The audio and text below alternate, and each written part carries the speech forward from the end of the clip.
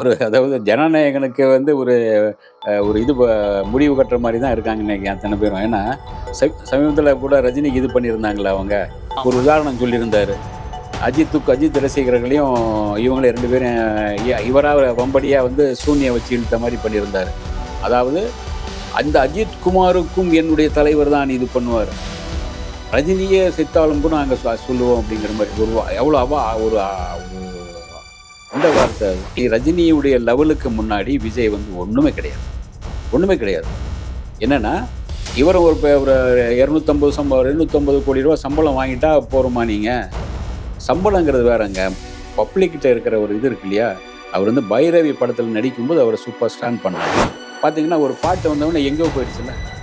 ஒரு பாட்டு ஓவர் நைட்ல அவர் ஒரு பவரான ஒரு சூப்பர் ஸ்டார் அப்படிங்கிற அந்த பவர் பாட்டு வந்து மிகப்பெரிய பவரா போயிடுச்சுல்ல. அந்த அளவுக்கு நான் என்ன சொல்றேன்னா, எதையுமே வந்து அவ்வளோ திங்க் பண்ணுவாரு. ஒரு படம் வந்து நீங்க வந்து பெரும்பாலும் இப்போ பார்த்தீங்கன்னா அஜித் படம், விஜய் படம் அப்படின்னா, விஜய் படம்னா அவர் மத்தவங்க சொல்லிருவாங்க டைரக்ட் நான் தான் அவர் பண்றேன், நான் தான் தயாரிக்கிறேன், நான் தான் பாடுறேன் அப்படின்னு சொல்லுவாங்க. ரஜினி சாருக்கு அப்படி கிடையாது. உடனே வந்து பெட்டியோட அவங்கவுங்க வந்து பணம் கொடுத்து புக் பண்ண ஆரம்பிச்சிருவாங்க. அவர் சொல்லும்போது, நானா சொல்றது வேற. அந்த மாதிரி எம்ஜிஆர் சொல்லும்போது இந்த படத்துக்கு நான் மியூசிக் அதாவது நடிச்சு தரேன்னு சொல்லும்போது உடனே பணம் வந்துடுது. அதாவது ஒரு உதாரணம் சொல்லணும்னா, எம்ஜிஆருக்கும் ரஜினிக்கும் உள்ள அவ்வளோ பவர் சொல்றேன், நான் அதுக்காக சொல்றேன். சொல்றாங்க விஜய் எடுத்த அந்த இடத்த பிடிக்கும் யாருன்னா ரஜினிகாந்த் அவர்கள் தான். ரஜினிகாந்த் தான் இன்னும் யாரும் பிடிக்கலையே. அதாவது நாங்கள் அடுத்த சூப்பர் ஸ்டாருன்னு நாங்கள் சில இதெல்லாம் கேட்க போனோம். ரஜினி இருக்கார் இல்லையா, அது என்ன அடுத்த சூப்பர் ஸ்டார், போயா முதல்ல அப்படின்னு.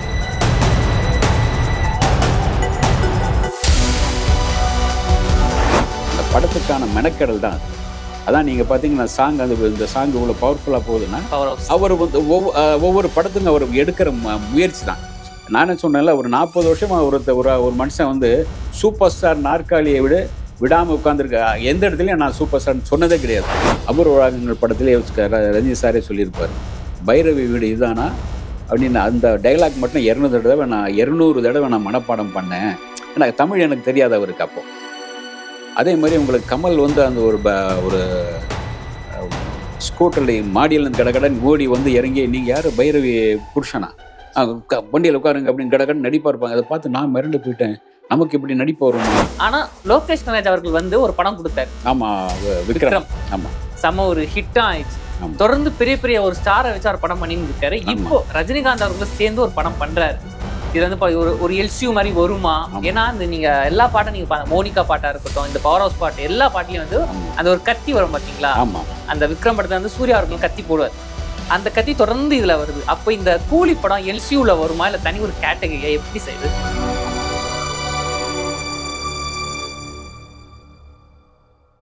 அறுவை சிகிச்சையில் கத்தி என்பது வரலாறு, ரோபோட்டிக் சர்ஜரி என்பது இன்றைய கூறு. தங்கம் புற்றுநோய் சிகிச்சை மையம், நாமக்கல் மற்றும் கான்பூர்.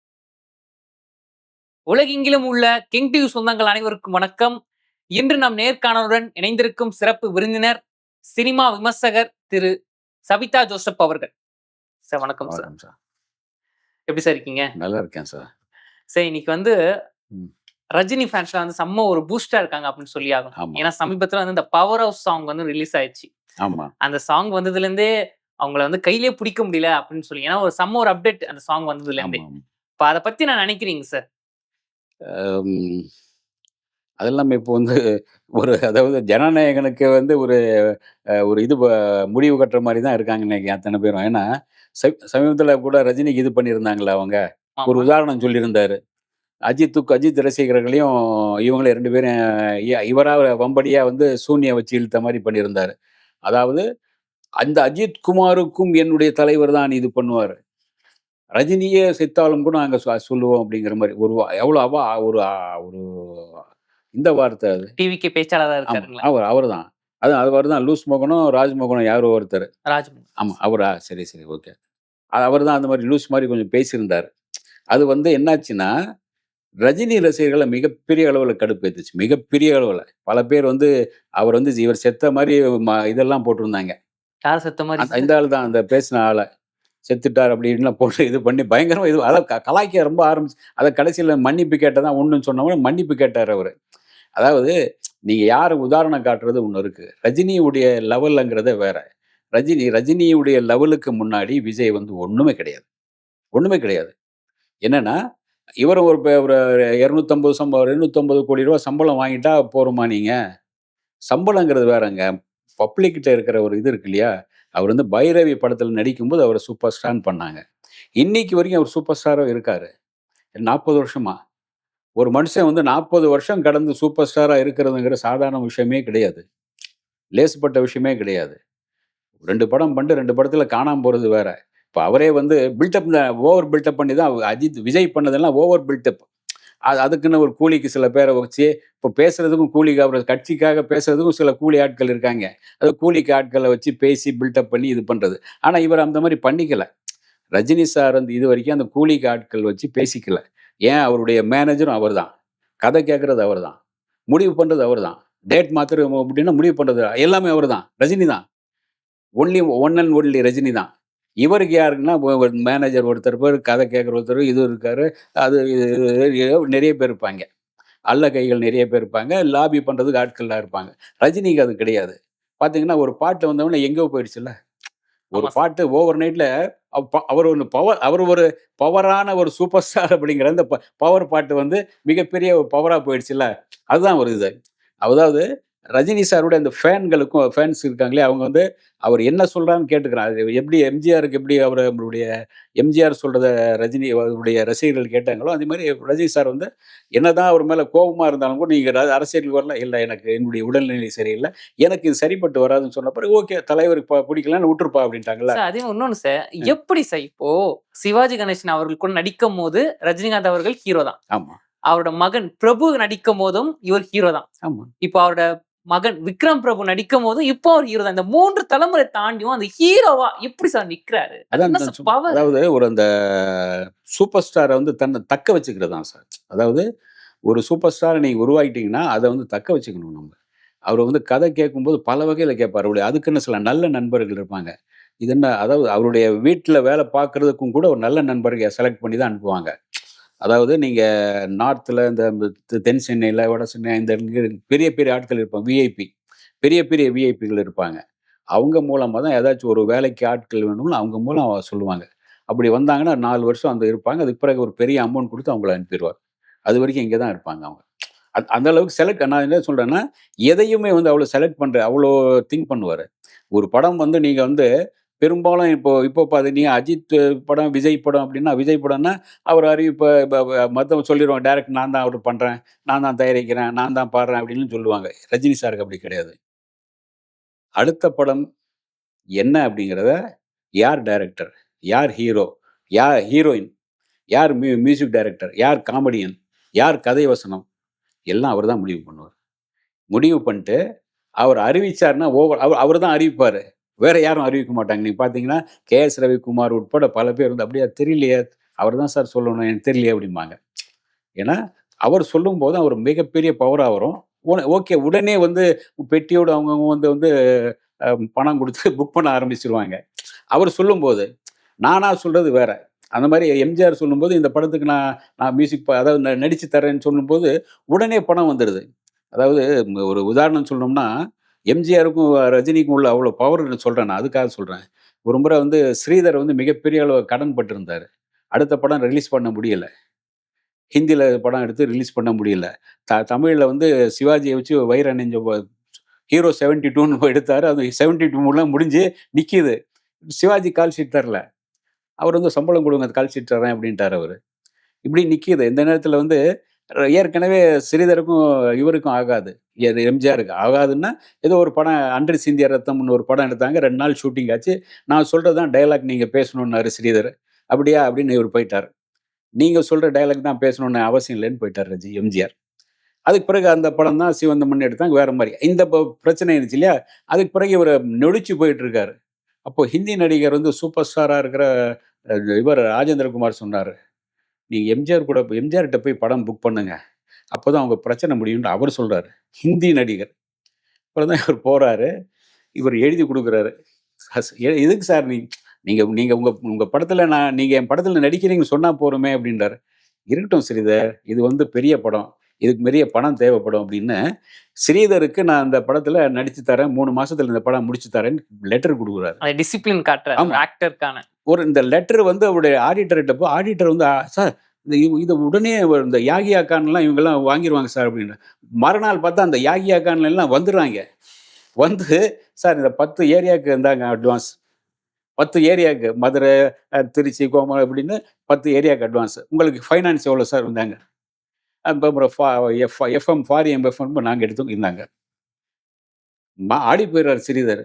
என்னையா அது, ஒரு லெட்டர் வந்திருக்குன்னு தான் சொன்னாங்க, இன்னும் இல்லை. இவர் சொல்லலை, இவருடைய ஆடிட்டர் மூலம் கேள்விப்பட்டு அத்தனை பேர் வந்துட்டாங்க. பணம் ஓவர் நைட்டில் பணம் வந்து குவிஞ்சிருச்சு. அதான் எம்ஜிஆருடைய செல்வாக்கு அப்படின்னு. அதே மாதிரி தான் ரஜினியுடைய செல்வாக்கு. அது ரஜினியை வந்து ஒரு புக் பண்ண அந்த படத்தில் நடிக்க போகிறேன், இன்னார் டைரக்டர் இன்னார் மியூசிக் டைரக்டர்னு அறிவிச்சாருன்னா டக் டக் டக் டக்குன்னு பணம் வந்து குவிஞ்சிரும் உங்களுக்கு. நீங்கள் சொந்த பணத்தில் கையை வைக்க வேண்டியதில்லை, அங்கேருந்து பணம் வந்துடும் உங்களுக்கு. இதுதான் அவங்க அதான் ஒரு மாஸ். அதுதான் இந்த மாசை வந்து ஒரு 40 வருஷம் தக்க வச்சுட்டு இருக்காரு. ஒரு ஹீரோ வந்து தன்னுடைய சூப்பர் ஸ்டாருங்கிற அந்தஸ்தை எந்த இடத்துலையும் பார்த்தீங்கன்னா நான் சூப்பர் ஸ்டார் சொல்லதே கிடையாது. இது வரைக்கும் பார்த்தீங்கன்னா விஜய் சொல்லிட்டார், விஜயுடைய அல்ல கைகள்லாம் சொல்லுவாங்க அடுத்த சூப்பர் ஸ்டார் அடுத்த சூப்பர் படுத்துக்கிட்டே அடுத்த சூப்பர் ஸ்டார்லாம் சொன்னாங்க. அது ஒரு மீம்ஸ் கூட அதை போட்டிருந்தாங்க. என்னங்கன்னா வந்து இப்போ விஜய் அவர்கள் வந்து இந்த இடத்துல ஏன் பதிவு பண்ணனா, விஜய் அவர்கள் வந்து சினிமா விட்டு அரசியலுக்கு போக போறாரு. இப்போ அடுத்த அந்த இடத்தை பிடிக்க போது யாருன்னு ரஜினிகாந்த் தான்.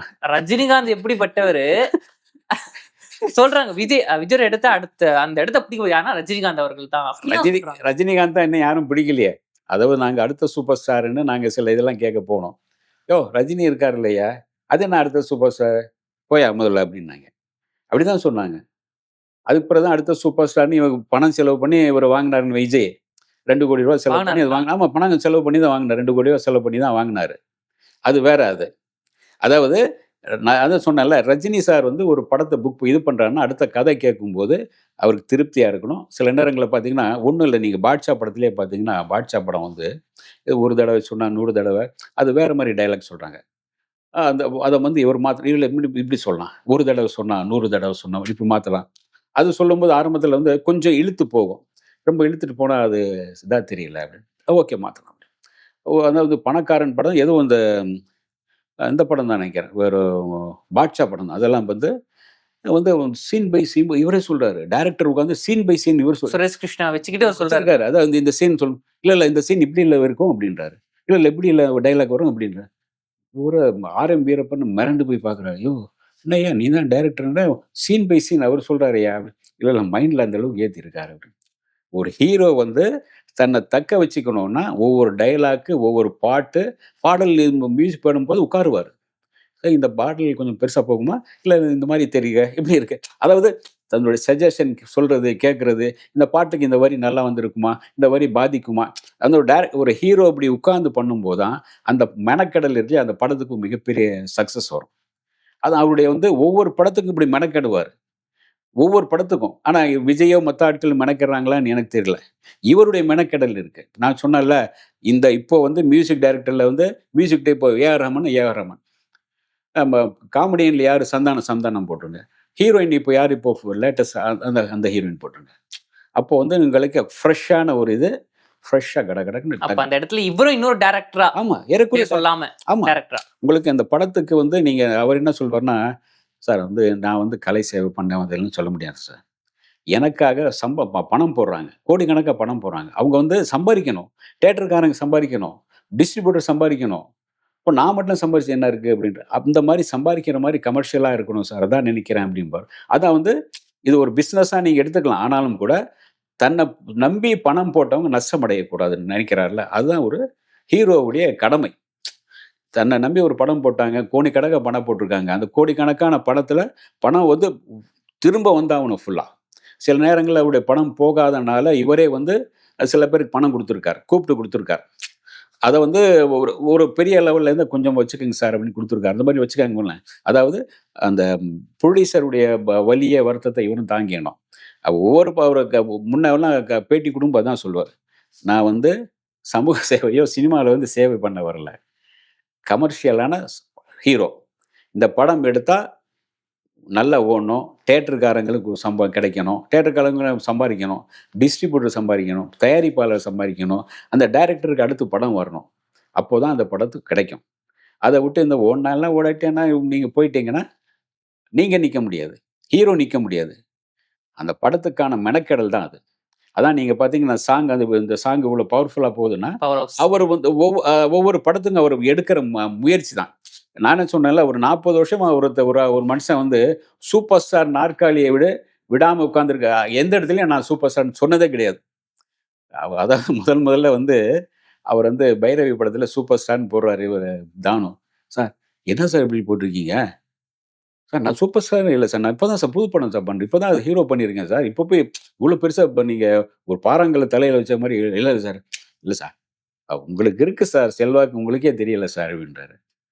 இல்ல சார். அது வந்து எவ்வளோ பெரிய பட்டம் சார் சார் சார் அதாவது யாராவது சூப்பர் ஸ்டார்ன்னு குடுத்தா, குடுங்க இன்னும் 4 குடுங்கன்னு சொல்லுவாங்க. இப்போ இங்க இருக்க விஜய் உட்பட சூப்பர் ஸ்டார் ஆமா எனக்கு 2 குடுத்துருங்க சூப்பர் ஸ்டார்ன்னு சொல்லுவாங்க.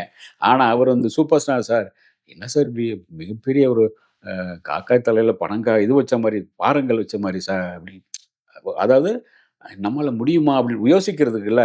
இல்ல அப்புறம் வந்து சரி இனிமே வந்து ஒரு நல்ல படமா குடுக்கணும். நம்ம தக்க வச்சுக்கணும் அப்படிங்கிற ஒரு ஒரு இது வந்துருது. கான்ஃபிடென்ட் அதான் நம்ம எந்த படம் பண்ணாலும் நம்மால தக்க வைக்கணும். நம்மால வந்து படம் சக்சஸ் ஆவணும். எல்லோரும் சம்பாரிக்கணும். அப்படிங்கிற ஒரு மைண்ட் செட் ஆயிருது.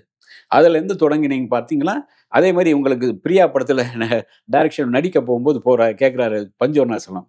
அவர் வந்து அ பஞ்சவர்ணாசலத்துடைய இந்த படத்துல வந்து போன ஒரு கேள்விக்குறில ரூ. 5000 சம்பளம் அவருக்கு. ரஜினி சாருக்கு சம்பளம் ரூ. 5000 அதுல. ஹீரோவா பண்றாரு அதுல. வில்லனா இருந்து ஹீரோவா பண்றாரு. ரூ. 5000. அதே பஞ்சவர்ணாசலம் வந்து அதுக்கு பிறகு பல படங்கள் பண்ணி, அப்ப அவர் வந்து பிரியா படத்துக்கு கேட்கிறாரு. "என்னப்பா சம்பளம் வாங்குற?" அவருக்கு நல்ல மரியாதை. பஞ்சு சார்ட்ட அவர்ட்ட நல்ல மரியாதை. ஏன்னா நிறைய படங்கள் இவருக்காக கதை வசனமும் எழுதுவார். "என்ன சார் ஏதோ ஒரு 60, 70ன்னு குடுக்குறாங்க." "என்னய்யா நீ? யோவ் உன் படம் வந்து சூப்பரா பணமா குவியுதுய்யா. உன் படம் போட்டாலே அங்கங்க லட்சக்கணக்குல வருது. நீ என்ன ரூ. 50,000 70,000 90,000 வாங்குறேன்னு சொல்ற?" சரியில்ல. "சரி இந்த படத்துக்கு உனக்கு ரூ. 1,20,000 சம்பளம்ய்யா" அப்படின்றார். அவரே. அதுக்கு பிறகு பார்த்தீங்கன்னா, 5,00,000 10,00,000 அப்படி இப்படி மாறுது. மொரட்டு காலையில 15,00,000 ஆகுது. இதுல உங்களுக்கு மாப்பிள்ளையில 40,00,000 ஆகுது. அப்படியே டக்கு டக்குன்னு போயிட்டே இருக்கு. சார் இப்ப நீங்க சொன்ன பிறகு தான் வந்து இன்னொரு விஷயமும் தோணுது. என்னன்னா, ரஜினிகாந்த் எப்படியோ அதே மாரி தான் உலகநாயகன் கமல்ஹாசன் ஆமா. அவர்களும். இப்ப இந்த படத்த பத்தி ஒரு அப்டேட் ஒண்ணு வந்திருக்கு. என்னன்னு பார்த்தீங்கன்னா, கூலி படத்துல வந்து கமல்ஹாசன் அவர்கள் வந்து வாய்ஸ் ஓவர் குடுக்க போறாரு. பேக்கிரவுண்ட் வாய்ஸ்ல இருந்து படம் ஸ்டார்ட் ஆனோனே அவர் வாய்ஸ் தான் வரப்போகுது ஆமா. அப்படின்னு சொல்லியிருக்காங்க. அத பத்தி பேசிட்டு இருக்கோம். இன்னும் கன்ஃபார்ம் ஆகல. ஆனா பேச்சுவார்த்தை போயின்னு இருக்குன்னு சொல்றாங்க. இத பத்தி என்ன நினைக்கிறீங்க சார்? ஏன்னா, ரஜினிகாந்த் மிகப்பெரிய சூப்பர் ஸ்டார். அவருக்கு ஈக்குவலான ஒரு நடிகர். அவர் வந்து இந்த படத்துல ஒரு வாய்ஸ் ஓவர் குடுக்காரு அப்படின்னா, இத பத்தி என்ன நினைக்கிறீங்க? இல்ல 2 பேரும் நல்ல நண்பர்கள். நீங்க வெளிய இருந்து பார்க்கும்போது நமக்கு வந்து போட்டியாளர்கள் இருக்காங்க. உள்ளுக்குள்ள ரொம்ப நண்பர்கள். இவங்க தான் வேணும்னே பிரிஞ்சது. ஆரம்பத்துல சேர்ந்து தான் நடிச்சாங்க. நினைத்தாலே இனிக்கும்லாம் படம் பார்த்தீங்கன்னா, சேர்ந்து நடிச்சாங்க. அதுக்கு பிறகு வந்து ரஜினி கொஞ்சம் ஒரு தனியா நடிப்போம்னு தனியா நடிக்க ஆரம்பிக்கும்போது, தப்பு தாளங்கள் உட்பட பல படங்கள்ல ரஜினிக்கு சின்ன சின்ன வந்து நடிச்சு போவாரு அவர். இவர் கமல். கமல் மேல ஒரு ஒரு அவருக்கும் ஒரு நல்ல ஒரு இது இருக்கும். அதாவது நீங்க அபூர்வ ராகங்கள் படத்திலே ரஜினி சாரே சொல்லியிருப்பாரு. "பைரவி வீடு இதுதானா?" அப்படின்னு அந்த டயலாக் மட்டும் 200 தடவ நான் மனப்பாடம் பண்ணேன். ஏன்னா தமிழ் எனக்கு தெரியாது அவருக்கு அப்போ. அதே மாரி உங்களுக்கு கமல் வந்து அந்த ஒரு ஸ்கூட்டர்ல மாடியிலருந்து கடகடன்னு ஓடி வந்து இறங்கி, "நீங்க யாரு பைரவி புருஷனா? வண்டியில உட்காருங்க" அப்படின்னு கடகடன்னு நடிப்பா இருப்பாங்க. அத பார்த்து நான் மிரண்டு போயிட்டேன்.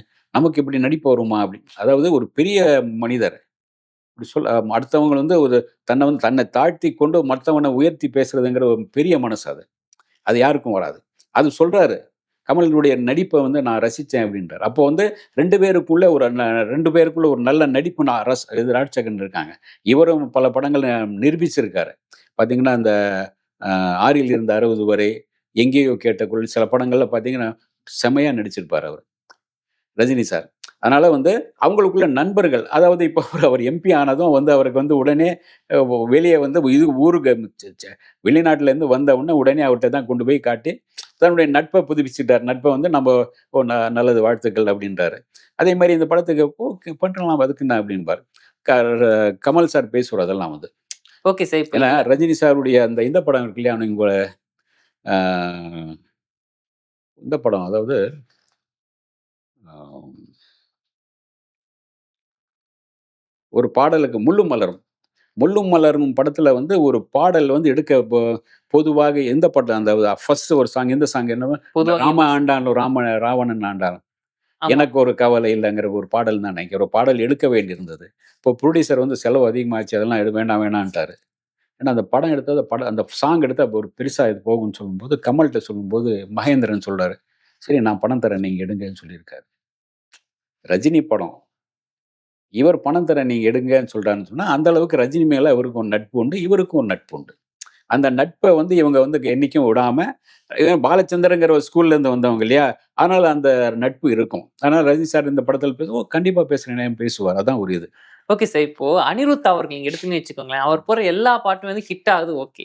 ஆனா முக்கியமான ஒரு விஷயம் பார்த்து சொன்னேன்னு வச்சுக்கோங்களேன். ம். ரஜினிகாந்த் அவர்கள் படத்துல வந்து அனிருத் அவர்கள் பாட்டு போட்டா கண்டிப்பா அந்த பாட்டு செம்ம ஒரு ஹிட் ஆகுது. அது என்ன ஆமா. ஒரு மேஜிக்னே தெரியல. ஏன்னா இதுக்கு முன்னாடி அவர் போட்ட பாட்டு தர்பாரா இருக்கட்டும், பேட்டையா இருக்கட்டும், ஜெயிலரா இருக்கட்டும் எல்லா பாட்டும் செம்ம ஹிட். இப்ப இந்த படத்துக்கும் அவர் தான் வந்து மியூசிக் டைரக்டரா ஆமா. இருக்கிறாரு. பல ஹிட்டான சாங் வந்து வெளிய இட்டுட்டே இருக்காரு. ஆமா. இந்த 2 பேரும் காம்போ எப்படி சார் பார்க்குறீங்க? இல்ல எனக்கு ஒரு சொந்தக்கார பையன் தானே அவரு. அனிருத் இவங்க சொந்தக்கார பையன் தான். அவருடைய மனைவி வழியா அவருக்கு வந்து இவருக்கு பேரனாவோ ஏதோ ஒரு வழியில வருவாரு. அவ்வளவுதான். இல்ல அந்த ஒரு ரிலேஷன்னாலேயே அந்த ரிலேஷன் காம்போ ஒண்ணு நல்லா இருக்கு. இருக்குங்களா? காம்போ ஒண்ணு. அது ஒரு பெரிய சூப்பர் ஸ்டார் நீங்க. அதாவது ஒரு மெனக்கெடல் வேணும் சார். நீங்க பாடல் போடுறது ஒரு சின்ன ஆர்டிஸ்ட் ஏதாச்சும் ஒரு சின்ன நடிகருக்கு போறதுங்க வேற.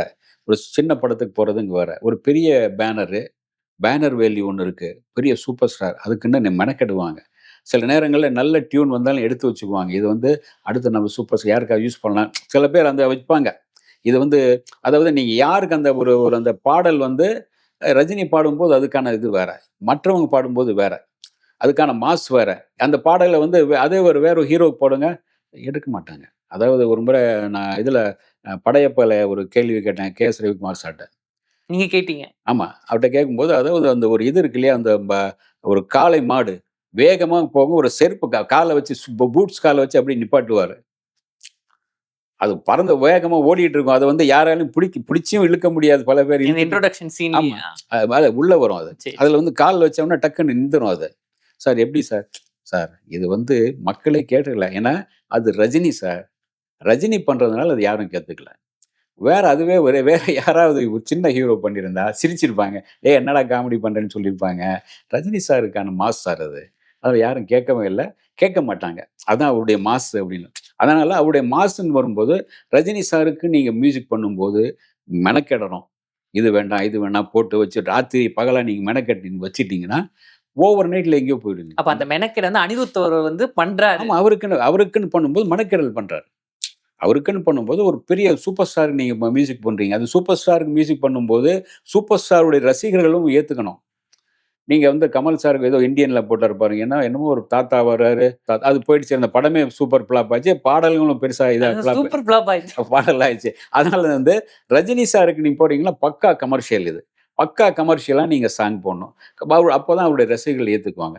இல்லன்னா, அனிருத்தே போட்டு லெஃப்ட், ரைட் வாங்கிருவாங்க அவருடைய ரசிகர்கள். இவங்க சரியா போடலன்னா. அந்த ஒரு பயமும் இருக்கும். ரஜினி சார் பண்றீங்க மியூசிக். அவருடைய ரசிகர்கள் கவனிப்பாங்க. ஃபீல்டே கவனிக்கும். என்னய்யா இப்படி மொங்கையா இருக்குன்னு சொல்லிட்டாங்கன்னா, அதோட இதாயிடும். ரஜினி சார் போடும்போது, நீங்க இந்த ஒரு படத்த வச்சு 10 படம் உங்களுக்கு வரும். Okay sir. அதான் ஒரு மாஸ் ஹீரோவுக்காக நீங்க பண்ற ஒர்க் அது. சரிங்க சார். இப்ப லோகேஷ் கனகராஜ் அவர பத்தி நம்ம இங்க பேசியே ஆகணும். என்னன்னா, நீங்க சொன்ன மாரி தான். இந்தியன் 2 ஒரு படத்த வந்து கமல்ஹாசன் எடுத்தாங்க ஆமா, சங்கர் அவர்கள். ஆனா ஃப்ளாப் ஆயிடுச்சு அப்டின்னீங்க. ஆனா லோகேஷ் கனகராஜ் அவர்கள் வந்து ஒரு படம் குடுத்தாரு. ஆமா. விக்ரம். விக்ரம். ஆமா, செம்ம ஒரு ஹிட்டா ஆயிடுச்சு. ஆமா, தொடர்ந்து பெரிய பெரிய ஒரு ஸ்டார வச்சு அவர் படம் பண்ணின்னு இருக்காரு. ஆமா, இப்போ ரஜினிகாந்த் அவர்களும் சேர்ந்து ஒரு படம் பண்றாரு. இது வந்து ஒரு ஒரு எல்சியூ மாரி வருமா? ஆமா, ஏன்னா, நீங்க எல்லா பாட்டும் நீங்க மோனிகா பாட்டா இருக்கட்டும், இந்த பவர் ஹவுஸ் பாட்டு எல்லா பாட்டுலயும் வந்து ஆமா, அந்த ஒரு கத்தி வரும் பாத்தீங்களா? ஆமா. அந்த விக்ரம் படத்துல வந்து சூர்யா அவர்கள் கத்தி போடுவார். அந்த கத்தி தொடர்ந்து இதுல வருது. அப்ப இந்த கூலி படம் எல்சியூல வருமா? இல்ல தனி ஒரு கேட்டகரியா? எப்படி சார் இது? இல்ல இவருக்கான ஒரு ஸ்டைலும் இருக்கு. இவருக்கான ஒரு பேட்டர்ன் இருக்கும். அந்த எல்லாம் கமர்ஷியல் சேர்ந்து வரும். கமர்ஷியல் 2மே சேர்ந்துரும். ஏன்னா, இவருக்கு நீங்க கமர்ஷியல் தான் முக்கியம். ரஜினி சாருக்கு நீங்க கமர்ஷியல் முக்கியம். அத கலந்து வந்துரும் எல்லாமே. கொஞ்சம் இன்னைக்கு வந்து அவருடைய கதைகளும் கொஞ்சம் அவசியமா இருக்கு. கொஞ்சம் கதை ஏதாச்சும் ஒரு சின்னதா அதாவது நீங்க கேஜிஎஃப்லாம் எடுத்துக்கிட்டீங்கன்னா, அதில் ஒரு சின்ன ஒரு சென்டிமெண்ட் இருக்கும், அம்மா சென்டிமெண்ட். அதுதான் ஒரு மிகப்பெரிய அளவில் இதாச்சு. அந்த மாதிரி ஏதாச்சும் ஒரு சென்டிமெண்ட் ஒன்று இருந்தாகணும். எவ்வளோதான் நீங்கள் செலவு பண்ணாலும் இது பண்ணாலும் கூட அந்த ஒரு சென்டிமெண்ட் இருந்துச்சுன்னா அந்த படத்தை ஈஸியாக கொண்டு போயிடும். அந்த ஓகே மாதிரி அவர் பண்ணக்கூடிய இது இருக்கு. அவர் லோகேஷ் இந்த மாதிரி பண்ணுவார். உங்களை மாநகர காவல் உட்பட கைதி மாநகரம் எல்லாமே பார்த்தீங்கன்னா ஏதாச்சும் ஒரு சென்டிமெண்ட் வச்சு கைதியில் ஒரு சென்டிமெண்ட் வச்சிருப்பாரு. மாநகர காவல் மாநகரம் மாநகரம்ல ஒன்று வச்சிருப்பார். இந்த எல்லா படத்துலையும் ஒன்று இருக்கும். அது இருந்தால்தான் அங்கே நிற்கும். அதனால இதில் வந்து இங்கே ரஜினி சாருக்கு பண்ணுற அதாவது அவருக்கும் ஒரு இது இருக்குல்ல சார். ரஜினி சாருக்கு பண்ணுறோம், இப்போ கார்த்திக் பண்ணுறது வேற, நீங்கள் வேற ஒருத்தர் பண்ணுறது வேற. ரஜினி சார் பண்ணும்போது நீங்கள் ரொம்ப யோசிப்பாங்க. ஒரு பெரிய ஹீரோ பண்ணும்போது கதை ஒன்று இருக்கணும், ஏதாச்சும் ஒரு சக்ஸஸ் பண்ணி ஆகணும், எப்படியாவது சக்ஸஸ் பண்ணுற மாதிரி இருக்கணும். இல்லைன்னா உங்களுக்கு வந்து அடுத்த கட்டம் உங்கள் கேள்விக்குறியாயிடும். பெரிய ஹீரோவுக்கு பண்ணும்போது அதுதான் வருது. சின்ன ஆளுக்கு அதை பண்ணிட்டு நீங்கள் அந்த படம் தோல்வி அடைஞ்சாலும் ஒன்றும் கிடையாது. அவர் சரியா நடிக்கலைன்னு சொல்லிட்டு போகலாம், ஏதாச்சும் சொல்லிட்டு போகலாம். அனைவரும் சொல்ல முடியாது. ஆமா சார் இப்போ லோகேஷ் கனகராஜ் நீங்க சொன்னீங்க ஒரு ஸ்டைல் ஒன்று இருக்கும் அது ஃபாலோ பண்ணணும் அப்படின்னு. நீங்க பெரும்பாலும் அவர் படத்தை எடுத்துன்னு வச்சுக்கோங்களேன், யாருன்னா ஒரு காதலன் கதைன்னு செத்துருவாங்க. ஆமா கைதியா இருக்கட்டும், மாஸ்டர் படமா இருக்கட்டும், ஒரு மீம்ஸ் கூட வந்துச்சு. அவர் படத்துல காதலன் காதலியே சேர விட மாட்டாரா, ஆனா அவரை வச்சு இந்த படத்தை ஐட்டம் சாங்லாம் வச்சிருக்கீங்களா மோனிகா அப்படின்னு. இதை எப்படி பாக்குறீங்க? ஐட்டம் சாங் இவரோட படத்துல ஃபர்ஸ்ட் ஒரு ஐட்டம் சாங் அப்படி வந்திருக்கு. ஐட்டம் சாங் போனால் இதில் வந்துச்சு இல்லையா உங்களுக்கு, தெலுங்கு பாட்டு மாதிரி ஒன்று வந்துச்சு, ஒன்று தமன்னா வச்சு ஒன்று வந்துச்சு ஏற்கனவே ஒரு ஐட்டம் சாங், பெரிய சாங் அது ரஜினி சாருக்கு. ஆமா சார், ஜெயிலர்ல வந்து ஆனா லோகேஷ் கனகராஜ் அவர்களோட டைரக்ஷன்ல ஒரு ஐட்டம் சாங் தான் இது ஃபர்ஸ்டா இருக்கு. இல்ல அதுக்கு முன்ன சில இதுல வந்திருக்கு, 1-2 படங்கள்ல வந்திருக்கு. மாஸ்டர்ல வந்திருக்கு. மாஸ்டர்ல வந்து என்னன்னா இவர் அதாவது அந்த ஐட்டம் சாங் வேற மாதிரி மாத்திருவாங்க. அவங்க விஜய் ஆடுற மாதிரி தண்ணி போட்டு ஆடுற மாதிரி அப்படி மாத்திருப்பாங்க. விஜய் ஒரு ஐட்டம் சாங் ஆடுற மாதிரி வச்சுக்கோங்களேன். அவருக்கு ஐட்டம் சாங் வேற அவசியம் தேவைப்படும். அதனால அந்த ஆட்களை வச்சு இவர் இப்படி மாத்திருப்பார். இதை இப்படி மாத்திருவாங்க. நீங்க இவரை ரஜினி சாரை நீங்க அவ்வளவு ஆட வைக்க முடியாது. அவருடைய உடல்நிலை கருதி. அது இல்லாமல் அவர் கொஞ்சம் சின்னதா பெருசா ஸ்டெப் எல்லாம் வைக்க மாட்டார். சின்னதாக ஒரு 4 ஸ்டெப் வைப்பார், அவ்வளவுதான். ரஜினி சார் ஆரம்பத்துலேருந்து அப்படிதான் அவர். சரி, டான்ஸுங்கிறது சுமாராக தான் இருக்கும் அவருடைய டான்ஸ். அவருடைய ஆக்ஷன் பிளாக்ல போயிடும். அது வந்து அதை பற்றி சில நேரங்கள் இப்படிம்பாரு டான்ஸுக்கு, அதெல்லாம் அது ஏற்றுக்குவாங்கல்ல, அதனால போயிடும். ஆனால் விஜய்க்கு அதை டான்ஸ் பண்ண வேண்டிய அவசியம் இருக்குது. அவன் டான்ஸ்னு பேர் வாங்கிட்டீங்க, நல்லா டான்ஸ் ஆடுவார்னு. அதனால வந்து அவருக்கு அவசியம், இவருக்கு அதுக்கு அவசியம் இல்லை. அதனால வந்து உங்களுக்கு அந்த சாங்கை வந்து வேற ஒரு ஆட்களை வச்சு இவர் அதில் லிங்க் பண்ணிட்டீங்கன்னா சக்ஸஸ். ஓகே சார், இப்போ இந்த படம் வந்து ஆகஸ்ட் 14 ரிலீஸ் ஆக போகுது சார். இப்போ மற்ற நாடுகள்லாம் வந்து இந்த படத்துக்கான டிக்கெட்டை வந்து முன்பதிவு வந்து ஆரம்பிச்சுட்டாங்க. இப்போ சமீபத்தில் அமெரிக்காவில் கூட வந்து முன்பதிவு ஆரம்பிச்சிருக்காங்க. ஒரு சாதனை படைச்சிருக்காங்க இந்த படம். என்னன்னா, ஓப்பன் ஆகி டிக்கெட் கவுண்டர் ஓப்பன் ஆகி 5 நிமிஷத்துல வந்து 15 லட்சத்துக்கு டிக்கெட் வந்து புக் ஆயிருக்குங்களா, 5 நிமிஷத்துல காலி ஆயிருக்குங்களா. அப்ப இந்த கூலி இந்த படத்தை எதிர்பார்ப்பு வேர்ல்ட் லெவலில் இருக்கும். இது வரைக்கும் 1000 கோடிங்கிறது யாரும் இன்னும் டச் பண்ணாம இருக்காங்களோ அதை முறியடிக்கணுங்கிறது இருக்கும். 1000 கோடியை தாண்டணும் அப்படிங்கிற ஒரு இது இருக்கும். ஏன்னா பல பேர் சொன்னாங்க, நான் 2000 கோடி பண்ணுவோம், 1000 கோடி பண்ணுவோம்னு சொன்னாங்களே சில பேர். அதெல்லாம் இல்லாமல் இது வந்து முக்கியமாக பண்ணோம். ஏன்னா இவருக்கான ஒரு மாசான ஒரு டைரக்டரு, மாசான ஒரு நிறுவனமாக இருக்கும்போது ஈஸியாக அவங்களுக்கு அந்த பப்ளிசிட்டி கொண்டு போகலாம், ஈஸியாக மக்கள்கிட்ட கொண்டு போயிடலாம், அது பண்ணிடலாம். அது ஏன்னா இவருக்கு ஓப்பனிங் ஒரு 4 நாள் இருக்கும். டக்குன்னு இவருடைய எந்த படமும் வந்தாலும், படம் சுமாராக இருந்தாலும் கூட 4 நாள் ஓப்பனிங் போயிடும். அந்த ஓப்பனிங்லேயே உங்களுக்கு கரெக்ஷன் ஆகிடும் அவசியம். அதுதான் இவங்களுக்கான ஒரு மாசு. அதனால் நீங்கள் 1000 கோடியை தாண்டணும் ஒரு மைல் கல் வச்சுருக்காங்க. அநேகமாக தாண்டிட்டாங்கன்னா இன்னும் கொஞ்சம் இதாகிடும், கொஞ்சம் அவ்வளோ. ஓகே, நன்றி சார். தொடர்ந்து பேசுவோம். அறுவை சிகிச்சையில் கத்தி என்பது வரலாறு, ரோபோட்டிக் சர்ஜரி என்பது இன்றைய கூறு. தங்கம் புற்றுநோய் சிகிச்சை மையம், நாமக்கல் மற்றும் கான்பூர்.